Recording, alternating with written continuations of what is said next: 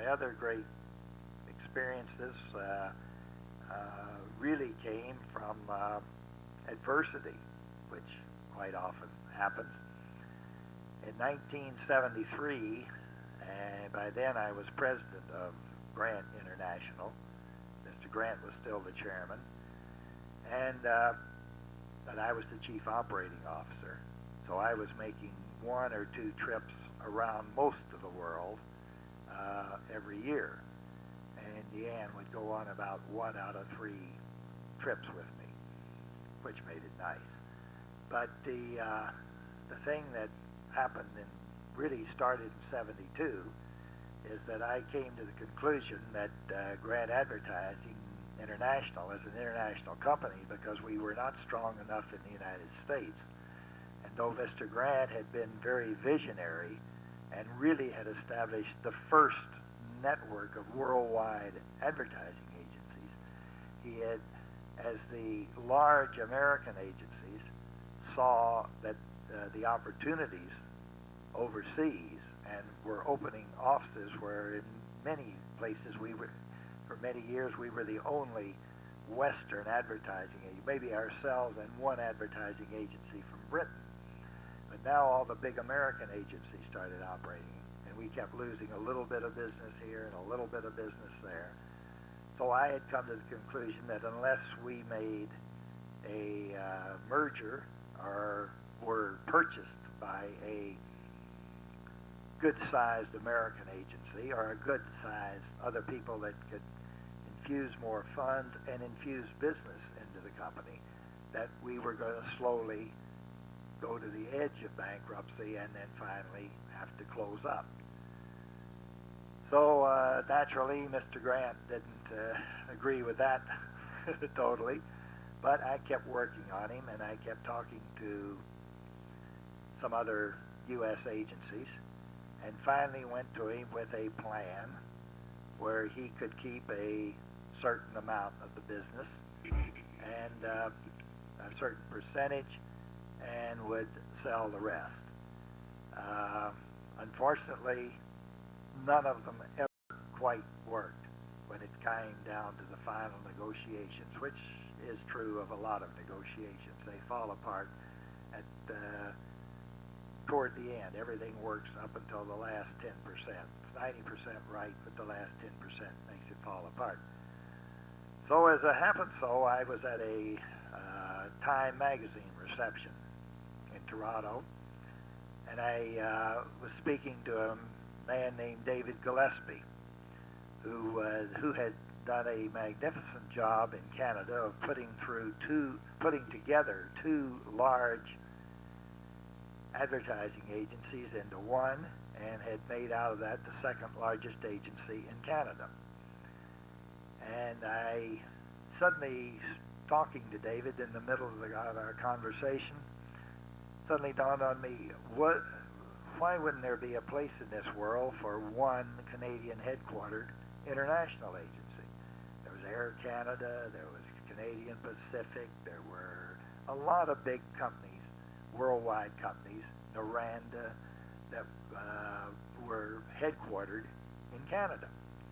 So I just kind of in a half kidding, half serious way said, Grant International's on the block, David. You've put together all these 2 big agencies in Canada. Aren't you about ready to go international? So I think I could work up a deal on Grant International. And so we ha and joked back and forth about it, and yeah, it would be great and so forth. About 2 days later, I get a call from him. Could we have lunch? And so he had a big home in Rosedale. He also was a homosexual, but he lived there with the chief psychiatrist from the Toronto General, who also was a homosexual. And it made me kind of wonder about the psychiatrist. I didn't know I was going to have a son-in-law later on. That was what. But it often brought me up kind of short that I wouldn't particularly want to be the psychoanalyzed by this guy. Anyhow, we had lunch, and the upshot of it was that we went a long way toward putting together a deal right there. So about 10 days later, I took David down to Chicago to meet Mr. Grant, and we started talking on the same sort of deal that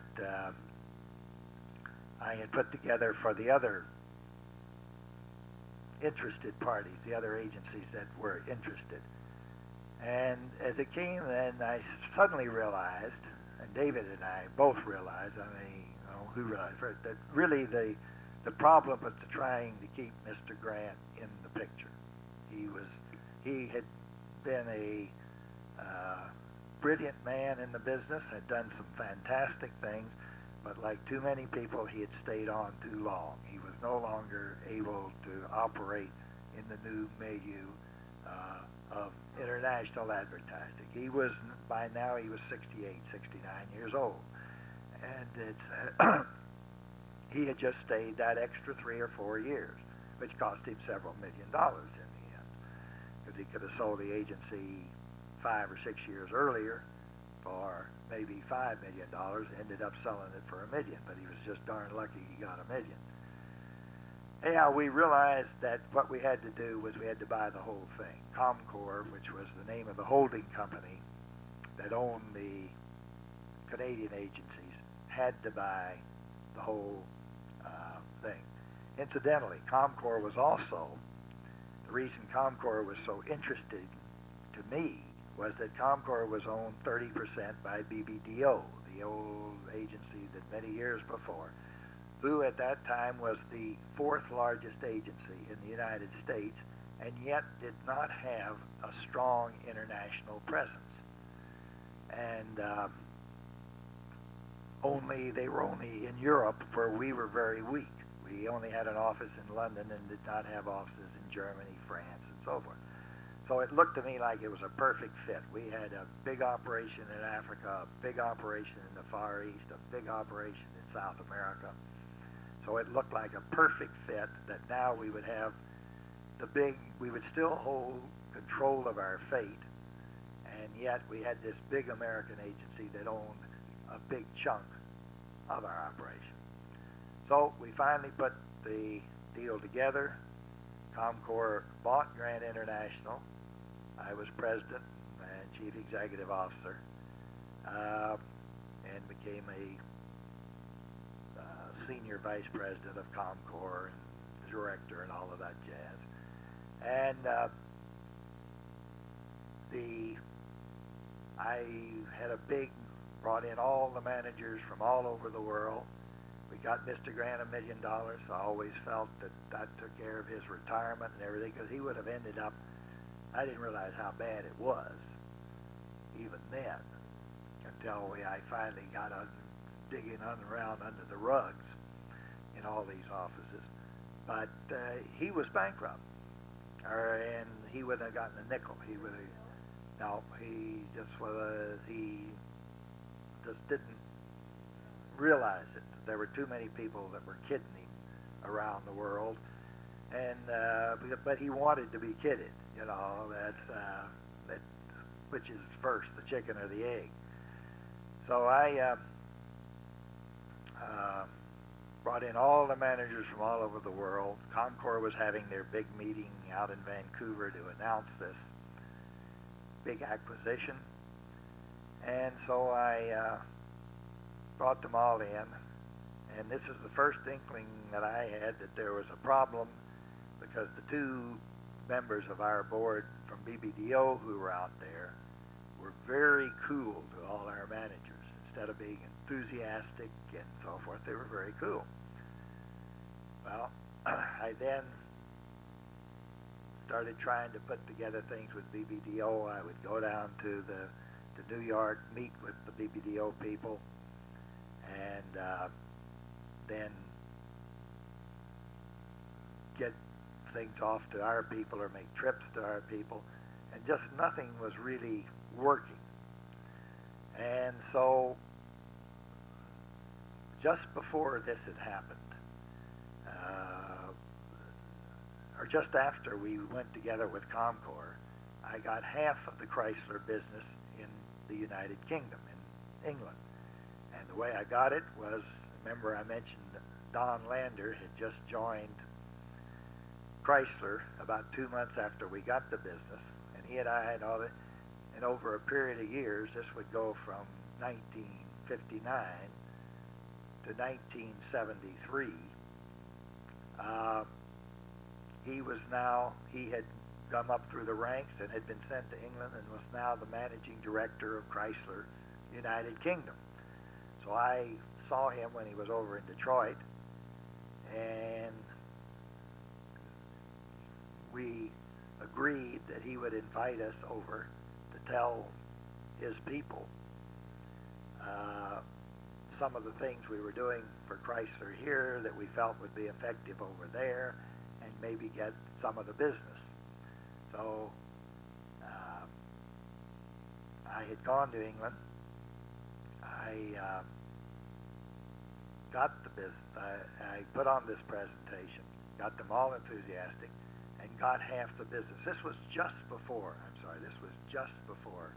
we did the deal with Comcor. 3 months, maybe 3 or 4 months. So that was very interesting to BBDO, who had Chrysler business in the United States. So the only place that they seemed to be really cooperative with us was in England, because they wanted something from us in England, which was the Chrysler business. And maybe from there we could go on and get the other part of the Chrysler business, which was the bigger part. And I say half. We got all the sales promotion, the brochures, and all of that. But the other agency, their old agency they had for 30 years, kept the advertise, the TV and newspaper and so forth. So, but I also thought that by getting in with BBDO, maybe we could go after the whole ball of wax. So so they were good there, but they weren't good in the rest of the world. And I kept working on it. And then the opportunity came to go after the whole account in England. And we pitched it, and that was when I was running a conference here. And this is a nice little story that I enjoy telling. I was running the Northeast Area Conference in 1975. We'd been with BBDO over there for a little over 2 years. It was in the fall of 75. And, no, I'm sorry. It was in the fall of 73. And so I was running the conference here. We were going to make the presentation on a Friday. The conference started on a Thursday, Friday, Saturday, and Sunday. So I had flown over the week before to look at all the final material of the presentation. And I was opening the presentation. Had about a 5 or 6 minute opening about why they should go with us, and then gave them the reasons why. I showed them why, but here was the background that laid the whole background for everything. So I had taped it because for all I knew, you know, fog in London, snowstorm in Canada, I wouldn't get there. So I'd put it on tape like I'm doing right now, my whole presentation. I stood up in my charts and everything. So it turns out that my flight to London would leave at 8 o'clock at night. And the presentation was at 10:30 the next morning in London. They were going to be with us, stay through lunch, and then go to the other agency that was presenting in the afternoon, and then make their decision from there. So I flew over, had a car waiting for me at the airport. I got out of the airport about 9 o'clock, I guess, 8:45. They got me downtown as fast as they could with London rush hour traffic from Heathrow. I arrived at 10 after 10. presentation went super. We had lunch. They had lunch brought in, and we all sat around their boardroom table and had lunch, which is always big over in England. You know, they like that, all the flunkies running around and so forth. We then had about a 1 hour post-mortem. The head guy from BBDO US had come over for the presentation, their head international guy. And he was very pleased with the presentation, very complimentary. And then I went back out to the airport, took off on I believe it was a 2:30 plane, no, 4:30 plane. And when I landed back in Toronto, it was 7:50 the next night. I had gone from Toronto to England, made a presentation, had lunch, had another meeting, flew back, and it all within 24 hours, and was there for the breakfast meeting the next morning in the conference. So I did miss one day, but it was so we did get the business. And naturally, they were a big London agency. So gradually they kept more and more trying to do what they thought was right rather than they hired the key people from our agency, from my agency, to go in there to keep the continuity going. But after about 6 months, they kept having trouble. So finally I went to Don Lander, and I said we had gotten some rumblings that things weren't going that great. So I went over to find out why, and Brian Cronin, you met Brian Cronin, and Tim Brooks were telling me, who were the two key guys that had gone over this and that and so forth, that they would try to do this the way that I had told them to do it, and they would say, disregard Wren, he's not nothing to do with it anymore. And so I finally went to Lander and kind of explained to him the situation. And I said, would you, because I didn't want to not do anything that would upset things with BBDO, because I was still hoping that something was going to happen in the rest of the world. I was pretty sure now that it wasn't. So I asked Don if he and his deputy director would speak to the head of BBDO and myself over there and just explain to them why they were so interested that we keep this very close liaison with Grant Canada, and to take under advisement everything that I took over to them. And the guy listened and nods his head and everything and goes back and just does the same thing over again. They just can't admit that the big guy can get anything from the little guy. That's just the way life is, I found over the years. And so from there, it kept deteriorating, and then about 6 months later, Brian Cronin called me and said, Joe, I think we stand, in spite of Don Lander and your relationship, we're going to stand a chance of losing this business. So I got together with Gillespie. This would have now been into early '74. Got into with Gillespie and said, you know, what we need to do is to make a deal with some agency in England that has a reasonable size. So I went, and he agreed. So I went over and started beating the bushes and came up with about 3 different agencies that I felt would fit good and would play along and work with us instead of working against us. And they were so thrilled at the idea of maybe bringing in the Chrysler business. So we finally got to the point where we were ready to sign a deal with this agency.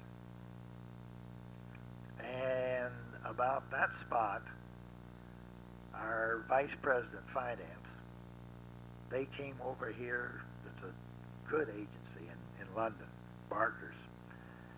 And their 5 main directors came over here and looked at our operation, and we went out to Gillespie's house for a big dinner, and everything went along swimmingly. When the vice president of finance, a man named Ron Balmer,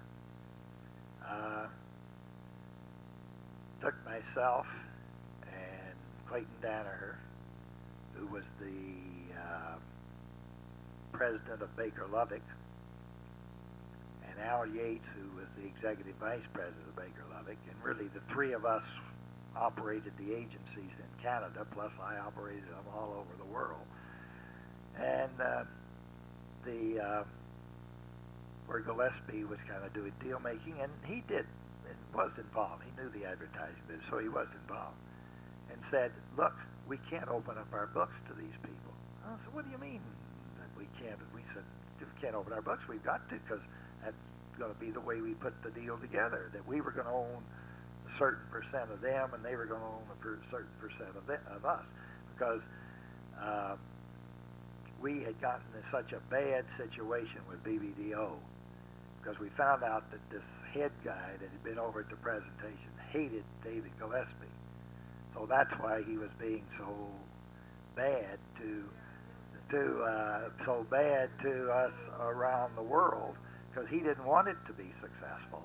Because if it was successful, then he might not. He was angling to get the head man of all of BBDO was getting ready to retire in about 2 years, and he wanted the big top job, and he wasn't going to get all the credit if he, because Gillespie was a good friend of this top guy, and he hated him. So it gets into the usual politics and so forth.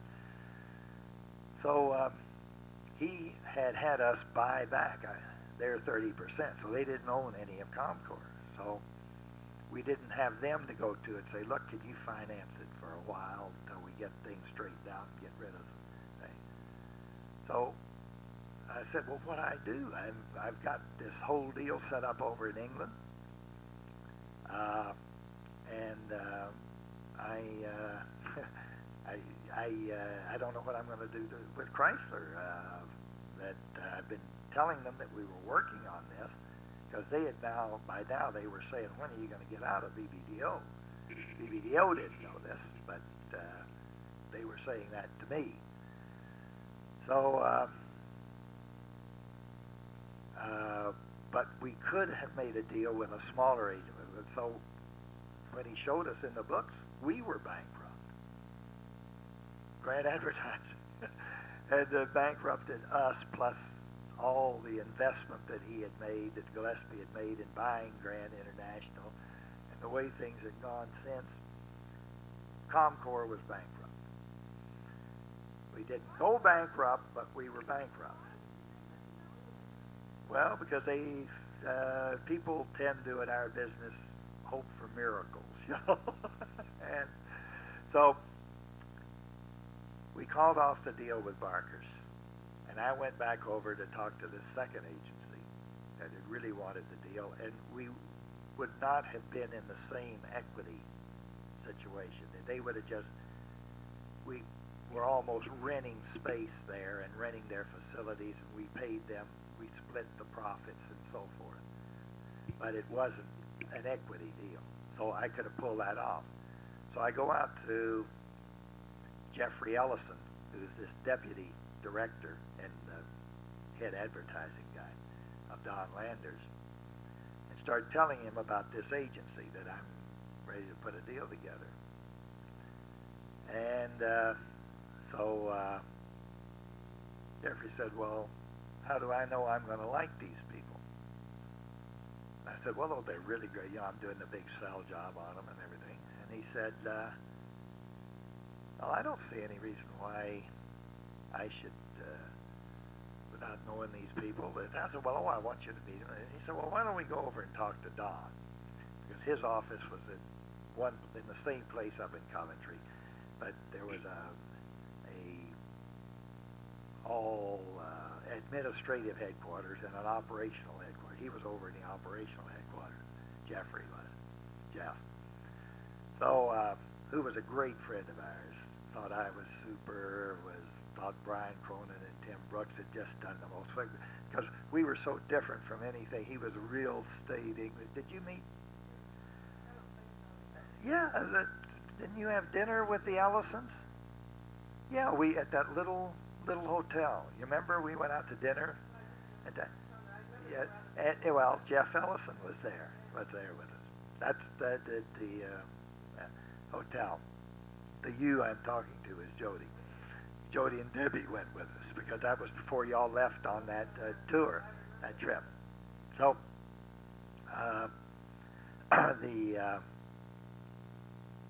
so we drive over, and I think, God, what is going on here? Are they going to lower the boom on us, or are they? Why is he rocking the boat? Because he knew I'd been talking to agencies. So I go in, and we sit down, Jeff and I, and Don behind his desk, and we start talking about it, and I start explaining it.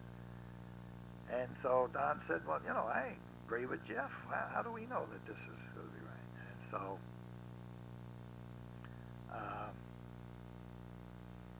Jeff then says,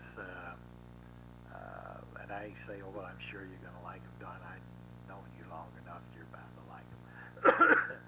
So Don then says, well, did you ever think about reopening grant advertising over here? And so I said, well, not really, because I thought maybe you needed a larger agency. He said, well, you've got a lot of good people. You had a lot of good people, and you certainly got Brian Grant. And so Jeff then turns and he says, Don, this is what I've been trying to tell the dumb son of a bitch without saying it. So we opened grant advertising again. It was really a great, because I had been made a director of BBDO England, and Brian Cronin had. So I called up the managing director over there and said I would like to have a directors meeting on a Wednesday, I think it was. And Al Yates and Clayton Danaher called up and got Bruce Crawford was this BBDO guy's name, and called him up and said, we'd like to get a meeting. I'd like it for 2 o'clock. And they said they'd like to have a meeting with him at 10 o'clock on Wednesday morning. So it was all arranged. 10 o'clock in New York was the same as 2 o'clock in England. And we'd done it on very short notice because we didn't want a whole lot of foo-fra going on. So I'd gotten a letter from Jeff Ellison firing BBDO on 90 days notice. And I wrote up my resignation letter. And Brian Cronin wrote his up. So we had this whole thing all orchestrated that so I walked in. Ron Ballmer was there too because he was the finance guy. So we wanted to, if there was any finance things to do. We walked into the directors meeting.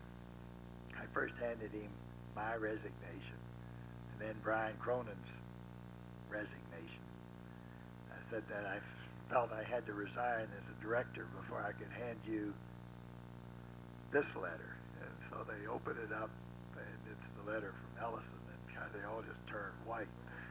And at the same time, I had telexed over the same letter to Al and Clayton, and they were giving the letter to Bruce Crawford. So we just didn't want any chance for anybody to have time to get over to Detroit and try to throw a spoke in the wheels.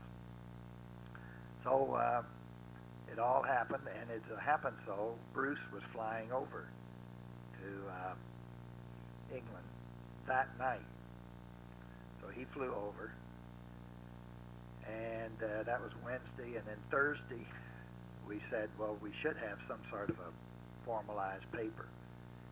So we drew up Ron Balmer and I went back and wrote out in longhand and had the secretary and the stenographer in the hotel type it up. Just a one-page deal. Normally when you have a thing like this, the lawyers want 15 pages and all these disclaimers and so forth. So we went in the next morning and saw the managing director from England and Bruce Crawford, who had flown over, and their secretary. So we presented them with this agreement of how we would split up. And Bruce looked at it and said, "Looks fine to me." I really admired the guy. "Looks fine to me. You got any problems?" And the managing director said, "No, but you sure, Joe, that you don't want to, we can't do something else?" I said, "I think it's past that." What the heck was his name? I'll remember it in a minute. And then the secretary says, "Oh, well, I have our lawyers standing by. We should vet this with the lawyers." And so Bruce turned to him and said, "We don't want to get into this." So I said, "We've known these people a long time. And after all, the client is the one that really decides these things." And so this guy couldn't believe it, that to hear his boss was going to sign this paper that we had just written out in the hotel room. But it was one of the nicest things.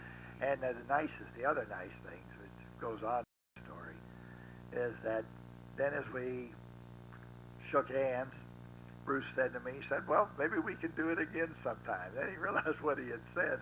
You know, it really wasn't that nice a party, but it was a nice thing to say.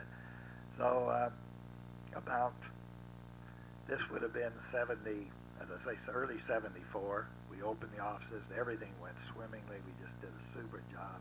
Made a ton of money. Out of all the things I've ever done, that this was the best thing that ever happened. And then finally Don, 3 years later, engineered around where I sold the agency, because I now own the agency. Comcor didn't own the agency in London. I owned it. Comcor owned Grant Canada. We sold off the rest of the world, which is an entirely different story we're not going to be able to get to now. I'll have to do it some other time. But let me just finish this one. And so I owned the agency. I sold at a very low price 10% of the agency to Brian Cronin and 10% to Tim Brooks, which when Tim wanted to leave and go study for law, Brian then bought from him. So when we sold it, I owned 80% and Brian owned 20%. So I was always pleased that Brian got his nest egg, which unfortunately he blew a big part of it on buying a big country estate.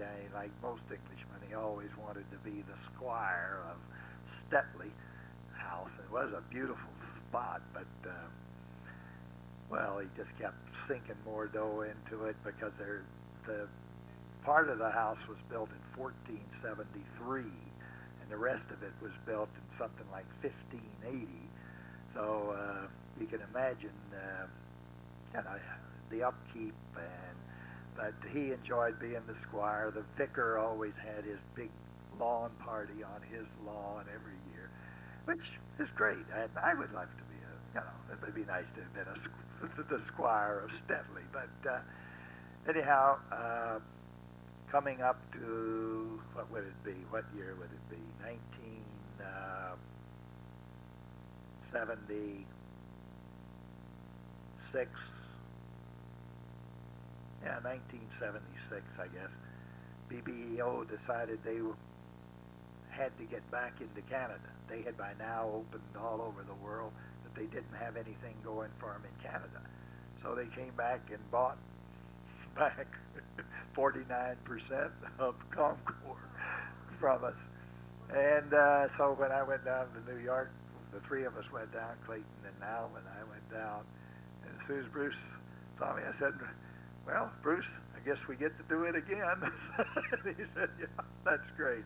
So he was a pretty classy guy, and Deanne and I went down to his retirement party. He retired from BBDO, about the same time I was retiring. I think it was that fall, actually, and he's become the head of the Metropolitan Opera, and so which was his big secondary interest, but he made millions and millions of dollars out of BBDO going public. Anyhow, I'm going to stop at this point, and somewhere along the line, since I kind of halfway know how to do it, maybe Wendy does, I'll go ahead and do some more to finish me off, which is probably another half hour or so. Okay? Well, thank you very much, audience.